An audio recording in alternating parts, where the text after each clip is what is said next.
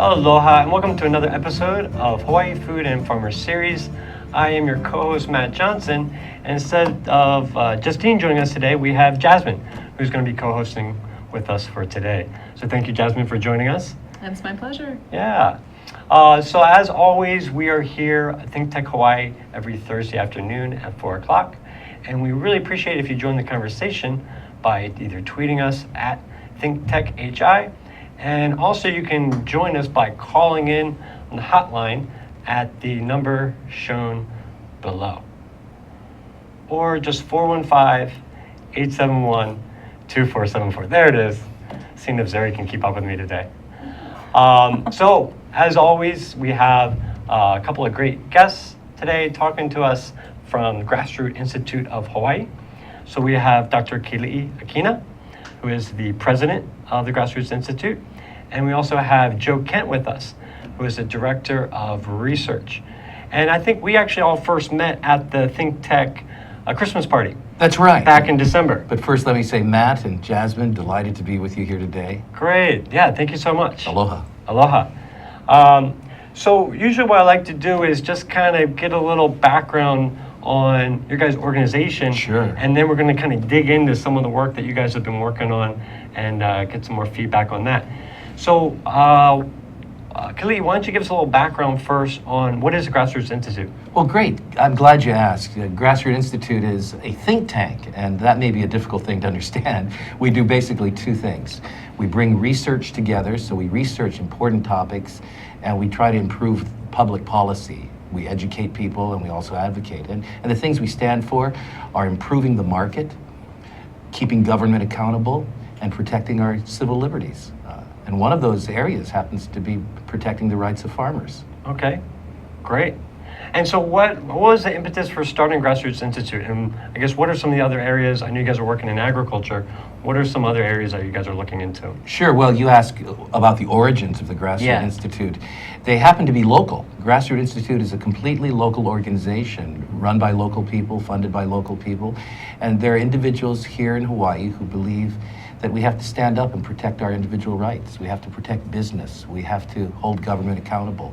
And so we're delighted to be able to work with them. And farming, well, that came to us kind of in an interesting way because while we're dealing with these issues at a high level, for example, constitutional rights of business people and so forth, we discovered farmers are affected by these policies. Maybe at a policy level, the government is dealing with whether we should have a super ferry. Well, farmers are affected by that.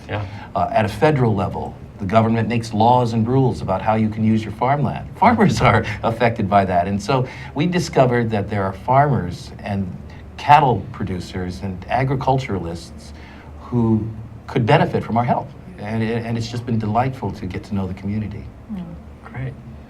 So one thing I was fascinated, you guys said before we started the show, you're kind of talking about the reason you started getting into this policy wasn't necessarily an agenda that you started with, but based upon just calls and conversations that you've been receiving from local farms. Right. And that was fascinating to me. Joe, you want to Right, yeah. Well, my job at the Grassroot Institute is just a professional nerd. I look at policies and I analyze them, and we started to get a lot of calls from local farmers saying, my land may not be my land for much longer because the government is increasing taxes on my land.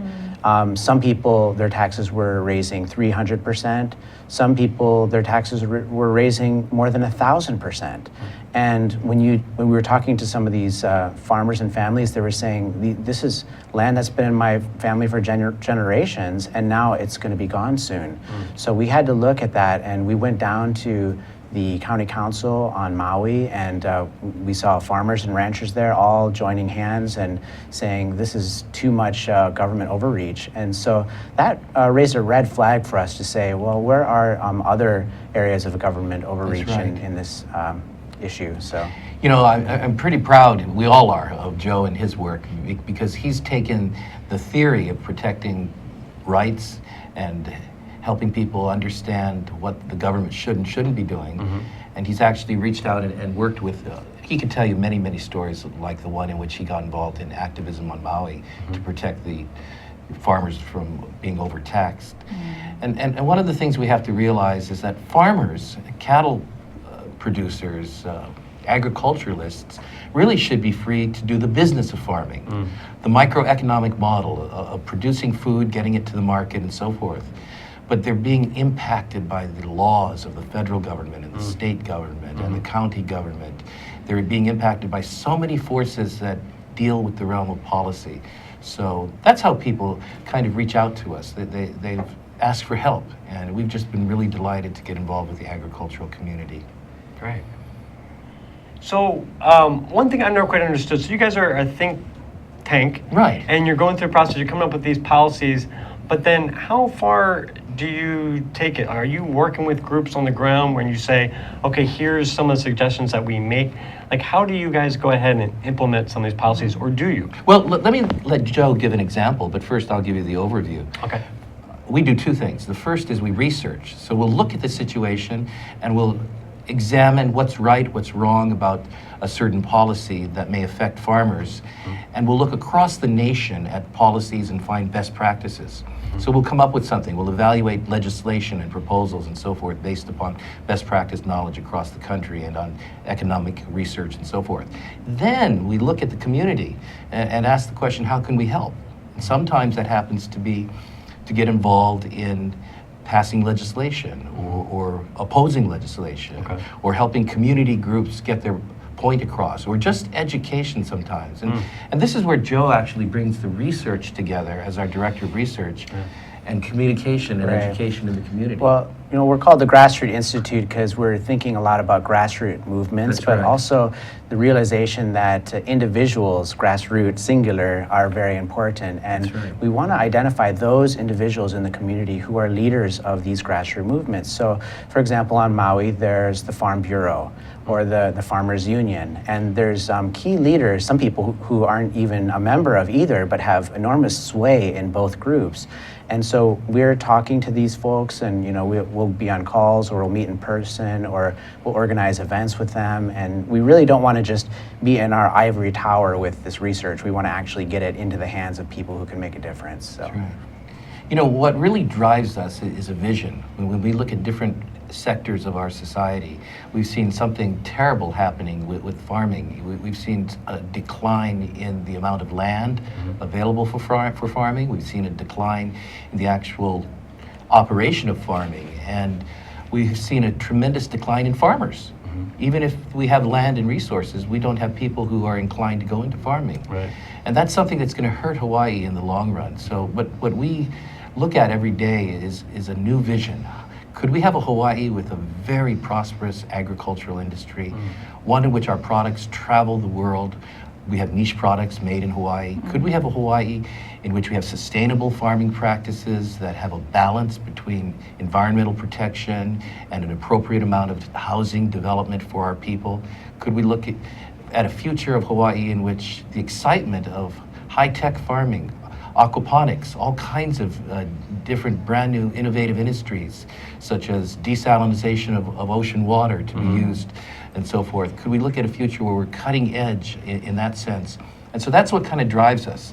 So we think, yes, we can have that future for agriculture in Hawaii. So let's clear away all the obstacles, and that's how we approach the problem. Great. So I'm just curious because, you know, considering there are obviously a growing kind of looks like barriers to entry, whether it's legislature, different pieces of that. But when we do look at it, and you guys have had the chance to look at models that have been successful, are there any models here that have been grown here that have been successful in spite of everything?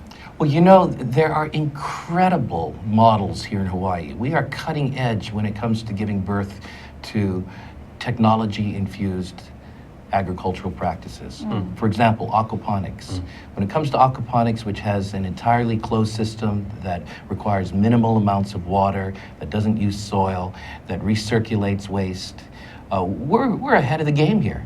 And I could mention multiple industries. We've got some people here who are actually taking the fact that all life came from the ocean, going back to the DNA memory of crops, and seeing how those crops can be grown not on land, in soil, but in ocean water.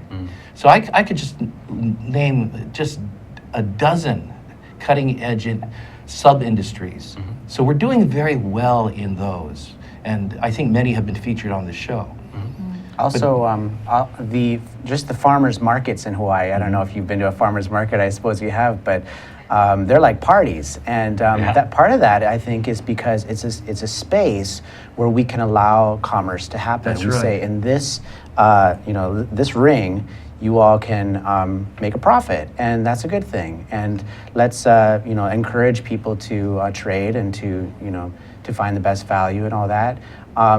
Now that is kind of an exception to some of the other areas in Hawaii where it's hard to create a business. right. For example, if a farmer wants to create his own store or to try to market it to a supermarket or something, that can be much more difficult. That's right. But there's a very serious problem. While Hawaii gives birth to these technologies, and it's a beautiful place for people to come, brilliant people working in agriculture, these technologies may empower local small farmers, or they may empower individuals to do some sustainable farming. But we've not been able to take it to the scale necessary to really revive industry of agriculture here in Hawaii. And you used the word, Jasmine, barriers to entry. There are huge barriers to entry. The lack of capital available to take a startup to the next level. Market factors, land use, zoning, regulations, federal laws, state laws, county laws, and so forth. The general business climate in Hawaii, all of that is keeping this vibrant energy in agriculture at a fairly small level. And we're not replacing the great agricultural industries we had even 20, 30 years ago. Right. And that problem means farmers, agriculturalists need to work together and need to have their voice known down at the legislature and before the governor and even to our congressional delegation and congressional delegations across the country. And that's where we come in. We want to plead the case for agriculture in Hawaii. Great. So, Keli'i, I think that's a great point to kind of maybe shift and because you guys are starting to hit upon some of the points that you're making in your policy analysis. So we have here a draft report, the 10 free market solutions for agriculture in Hawaii that the Grassroot Institute is going to be publishing within the next couple of weeks. Right. In fact, within a couple of days of seeing this, anyone can go to our website, and you can go right now, www.grassrootinstitute.org, and take a look at some speeches that have been given under the title 10 Free Market Solutions for Agriculture in Hawaii. And as you pointed out, we're going to be publishing this research report, and it's available on our website, the 10 Free Market Solutions for Ag in Hawaii. Well, great. So we definitely are going to come back after the break and dig into this a little bit more. So thank you very much. We'll be right back.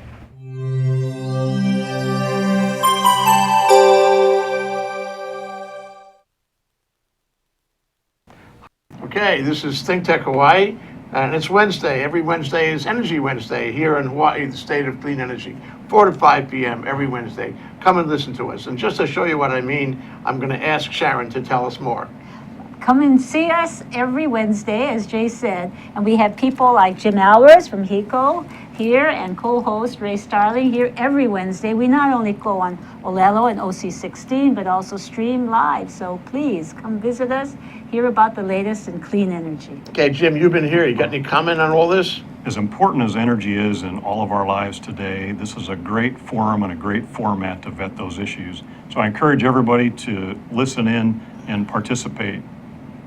Okay, Ray, what do you think for a close? Well, I think this is the greatest show in the energy world here in Hawaii. You can come here every week, 1 hour, and catch the latest on what's happening and hear from the people who really know what's going on, like Jim Alberts. We appreciate your coming today. Thank you. Ray Starling, Sharon Moriwaki, Jim Alberts, and Jay Fidel here in Hawaii, the state of clean energy. 4 to 5 p.m. Wednesday. Aloha. Aloha, and we're back once again to Hawaii Food and Farmer Series. I'm the co-host today, Matt Johnson, with Jasmine filling in for Justine. And our guests today are Dr. Keli'i Akina and also Joe Kent from the Grassroots Institute of Hawaii. And so we're just getting started talking about a policy analysis that you guys have developed and are going to be publishing here in the next few days called the 10 Free Market Solutions for Agriculture in Hawaii.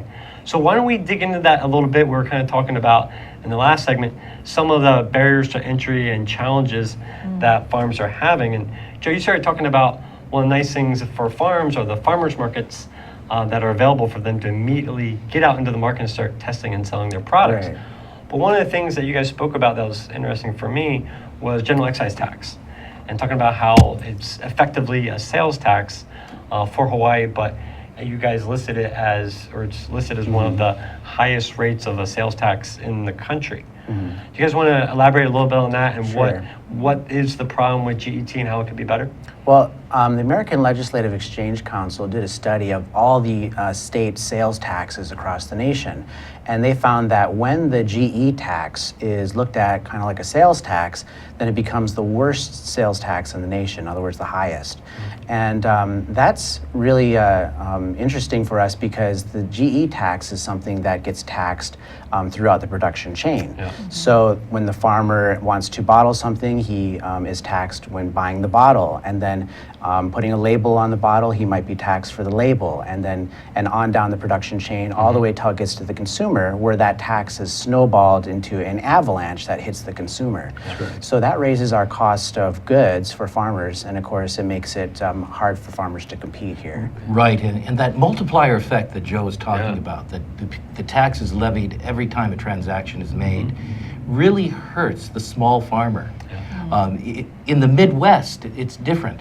In order to get around this, large agribusinesses in the Midwest, which have huge farms, bring all the processes in-house.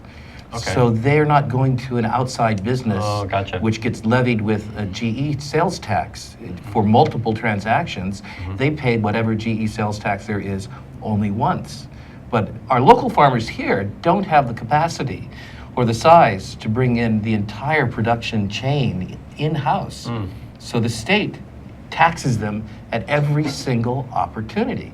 And that not only hurts business and its ability to reinvest, but it also hurts the people with whom small businesses, small farming businesses work. Their employees are not high-wage earners.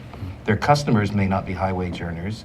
And so this tax is also regressive. In other words, the lower you are in your income, the higher percentage of tax you pay in GE and sales tax. So, for example, the people at the lowest end pay upwards to between 13 and 18% of all their income on the GE tax because of the number of times they buy as a consumer.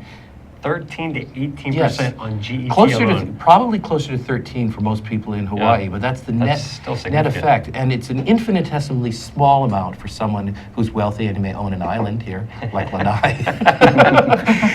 But for the workers of farmers who are wage earners, that's a hit. And also for the consumer, because consumers then would prefer, for example, if you're struggling with your income here in Hawaii, and you go to one of the big chain box stores from the mainland, are you going to buy aquaponically grown Manoa lettuce or Maui lettuce that a local farmer has made, which costs $2 more per head? I know that. Or are you going to buy the one that came out of the box that may have been packed 6 months ago or 4 months ago from South America because it's cheaper? Well, if you're struggling with the tax and your income, you're going to not buy the local product. Yeah.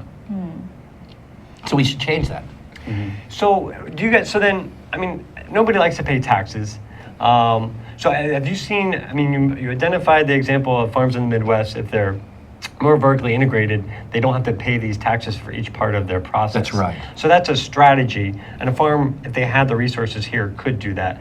But a lot of these farms are really small, and to become vertically integrated is much more challenging. Well, we are don't- there any other policies in other states or other tax systems that you prefer? Well, just to follow up what you said, I don't think vertical integration and becoming huge is going to be a solution for Hawaii's farmers, because we just lost really the last big vertically integrated farm, which is Hawaii Cane and Sugar on Maui, which shuts down 78% of all of its agricultural business or land right now.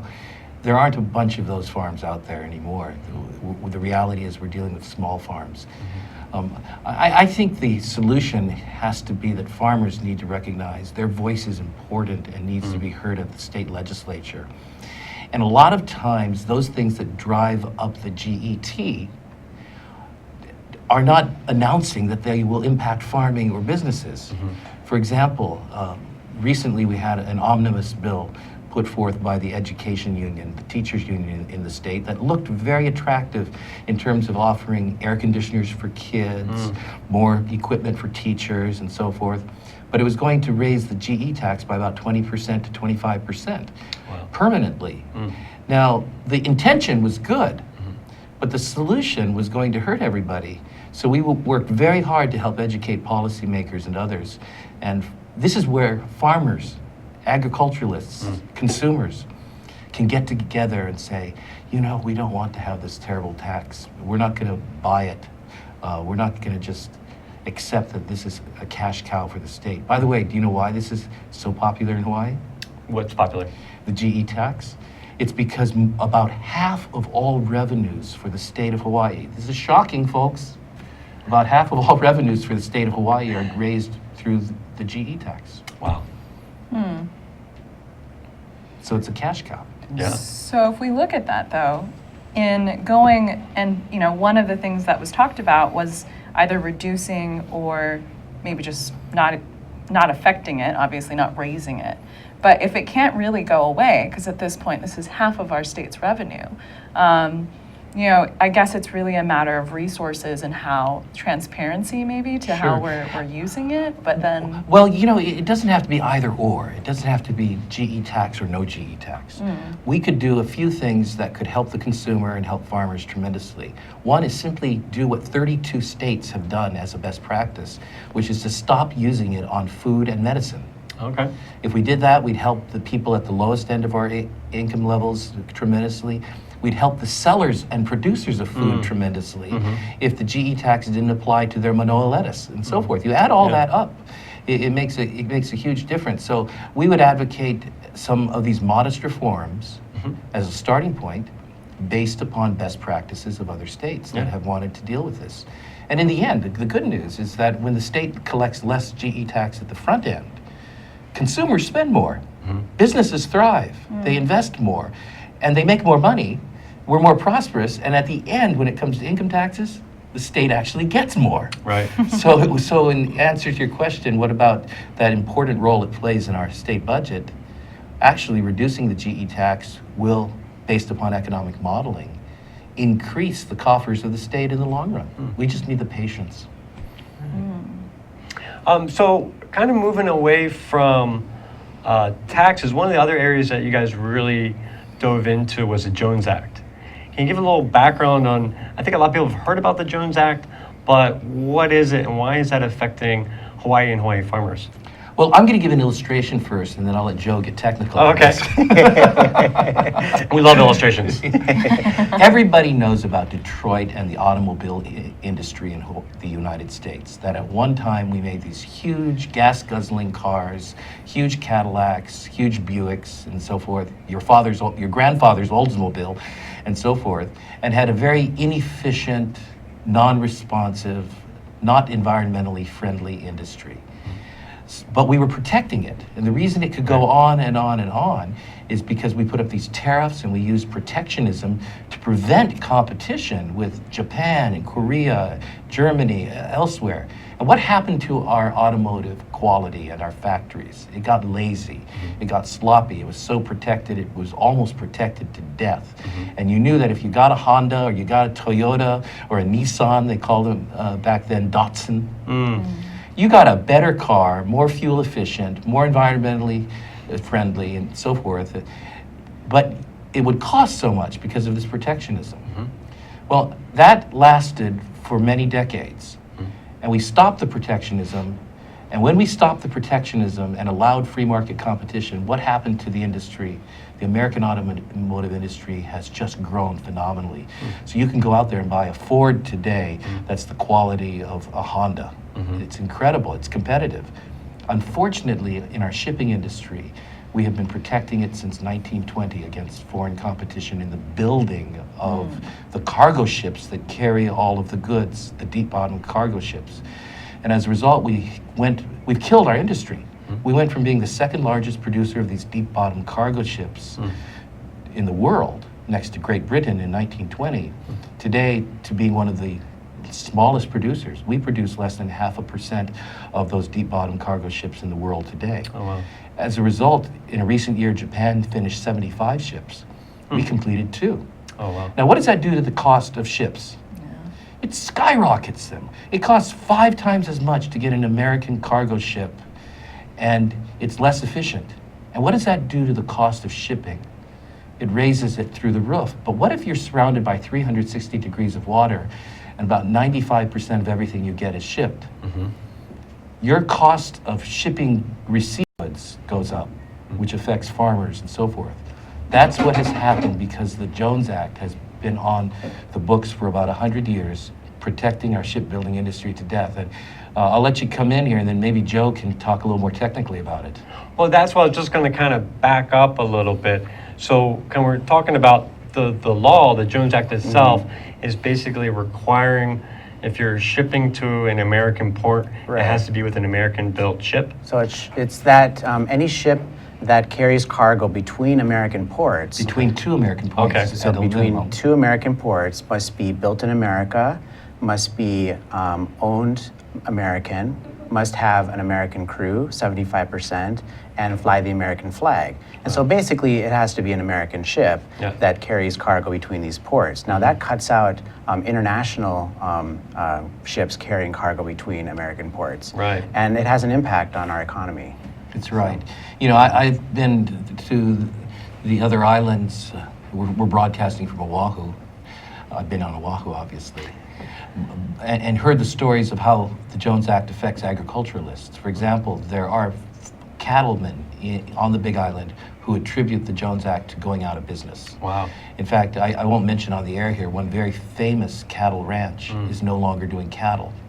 Although people think they are. They're trying diversified crops, they're trying energy and so Okay, forth, and yeah. they loan out their cattle to graze on lands. This Big Island ranch, I spoke with their pilot when they tried to fly cattle. Found that it wasn't fun flying cattle. but the shipping costs, they say, drove them out of business. And one illustration they gave is that for feed, at one point, because of the Jones Act, when they wanted feed to be shipped from South Korea, it had to go to Vancouver, be trucked down to San Francisco, put onto ships that are Jones Act compliant to Hawaii. Wow. Yeah. And that was just one of the ways in which the Jones Act affected them deeply. Yeah. And so our farmers are hurt terribly by this on 2 sides. Number one, in terms of getting cattle feed or other products in, and number 2, in terms of the cost it takes to export. Many times it can be cheaper to ship internationally to the mainland than it is to ship from Hawaii to the mainland. Wow. And so when you look at that, some farmers on Maui were telling us that it's cheaper to ship from Maui to the mainland sometimes than it is to go to Oahu or to the neighbor islands. And so our shipping market is a little screwed up right now. And I think this Jones Act would, reforming the Jones Act would really help, I think. So just have to Yes. interrupt there. We'll definitely dig more into that in a little bit after we come back from the break. Thank you. Aloha, namaskar, and hello. My name is Anu Hittel, and I host the show called Climate Change Beyond Outrage. We go beyond outrage to find solutions to climate problems facing people, nations, and the world. I hope you will join me here every Tuesday at 1 o'clock. We broadcast live from thinktechhawaii.com. Aloha and bye-bye.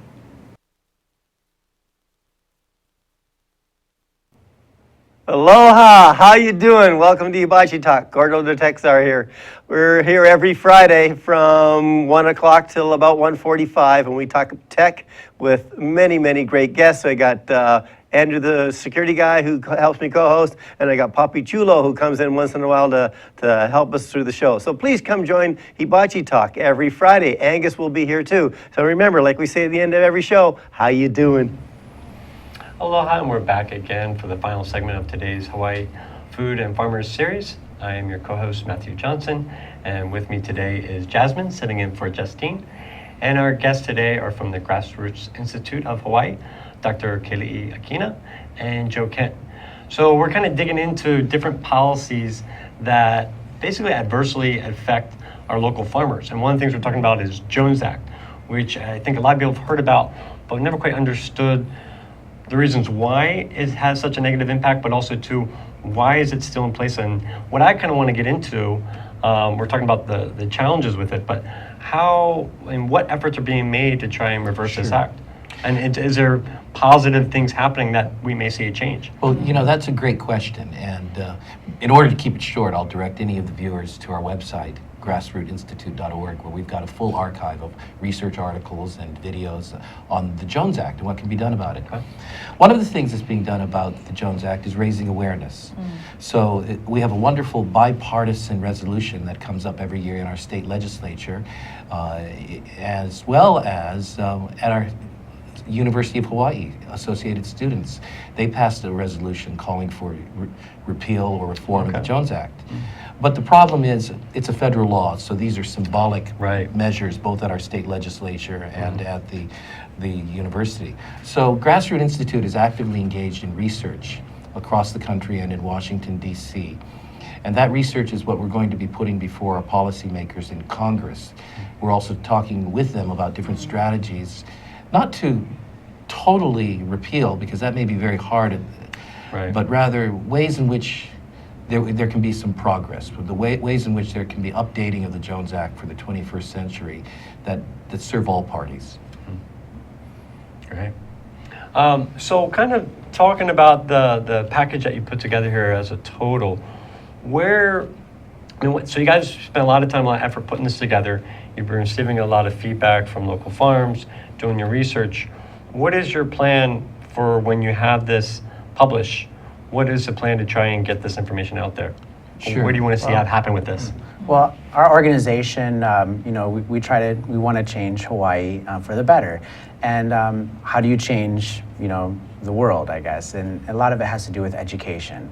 So really, it just comes down to us trying to, this is our little feeble attempt at this little policy analysis.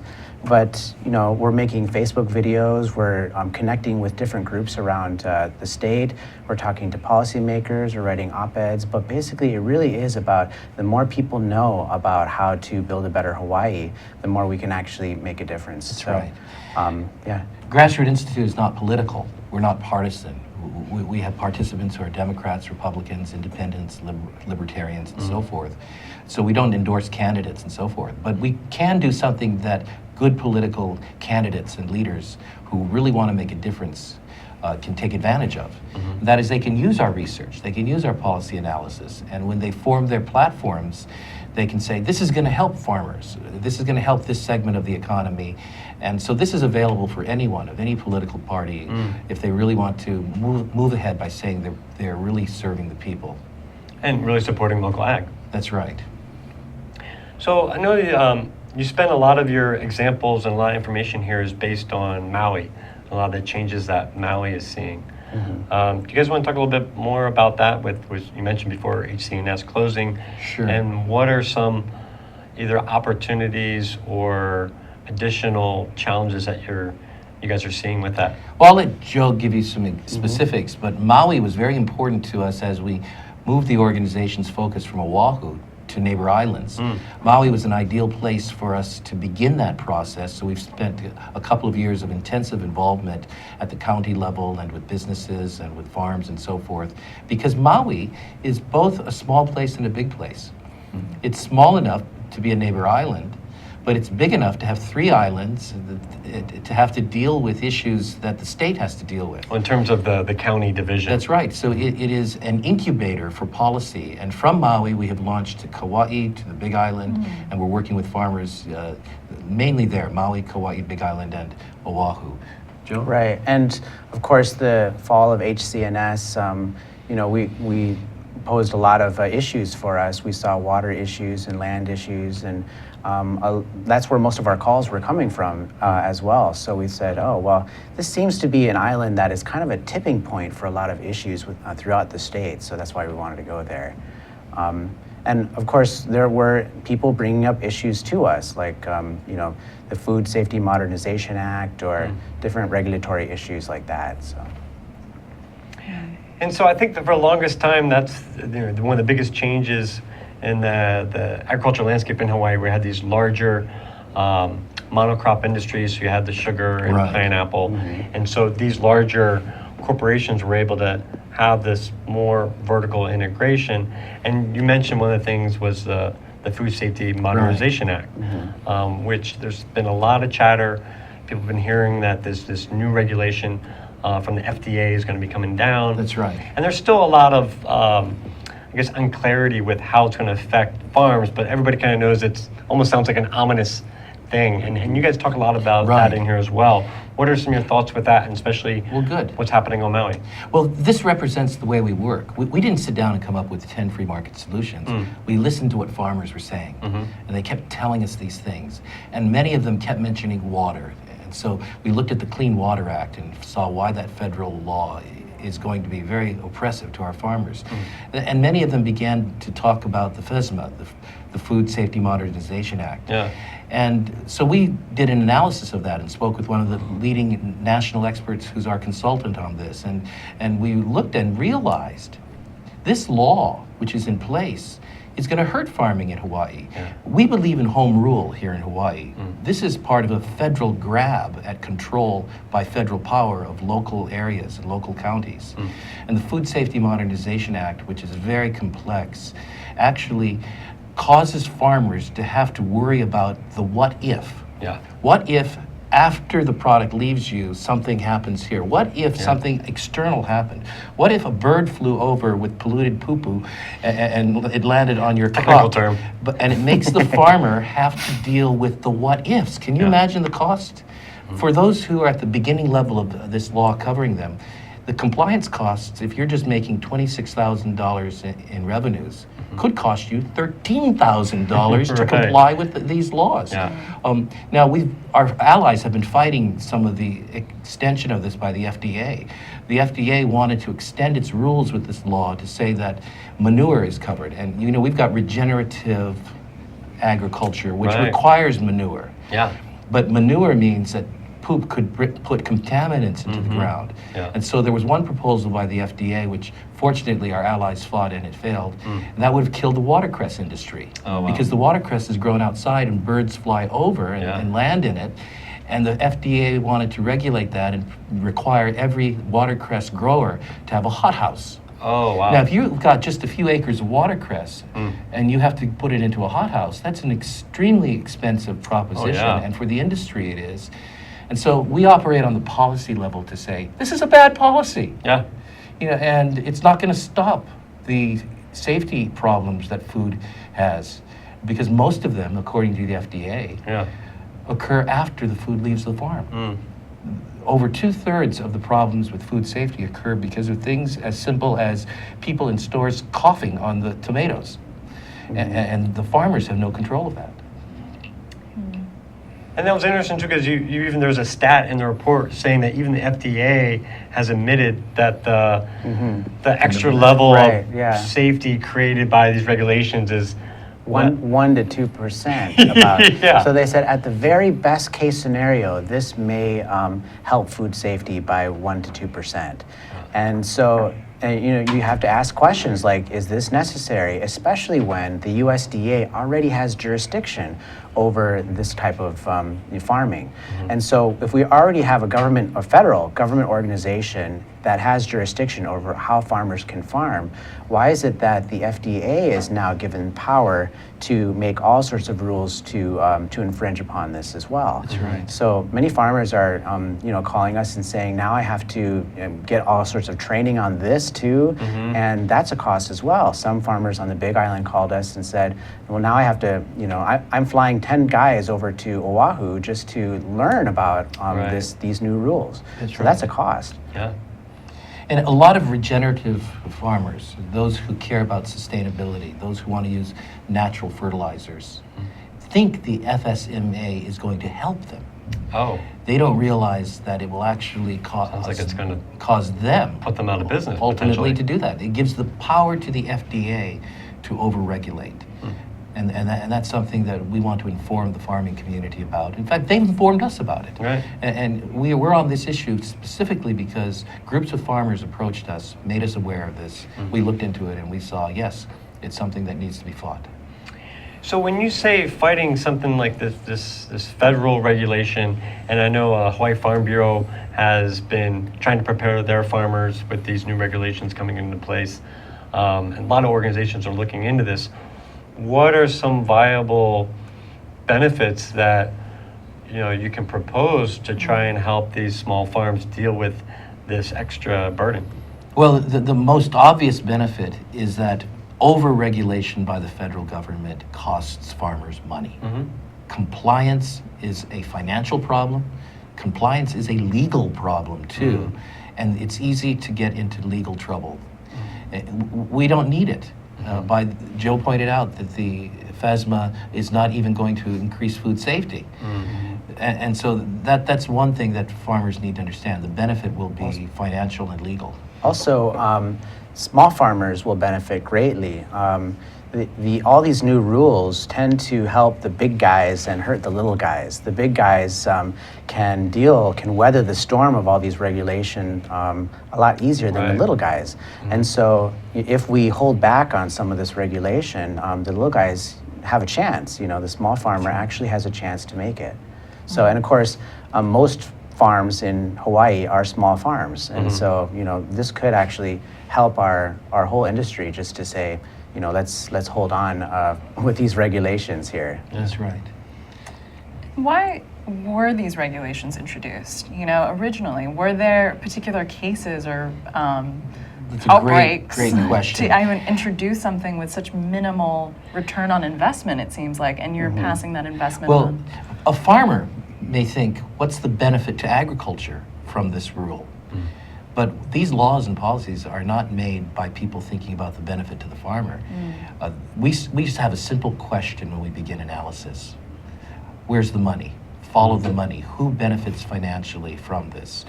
And that tells the story behind these rules and these regulations. We see lobbying groups, we see certain political actors, we see institutions and industries, and it's not that hard to follow. And they are empowered by national resources that often come here and take over a local issue. And so that's part of the work we do.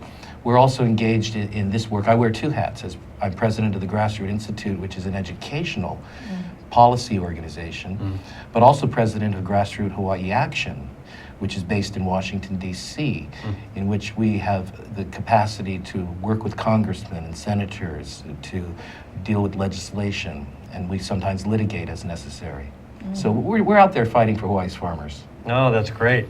Unfortunately, though, I'd love to hear more about the fight, but we actually have to wrap it up. We're out of time. But thank you so much for coming in and talking about your vision of some of the challenges, but also what should and hopefully can be changed with some of the burdens out there affecting our local farmers.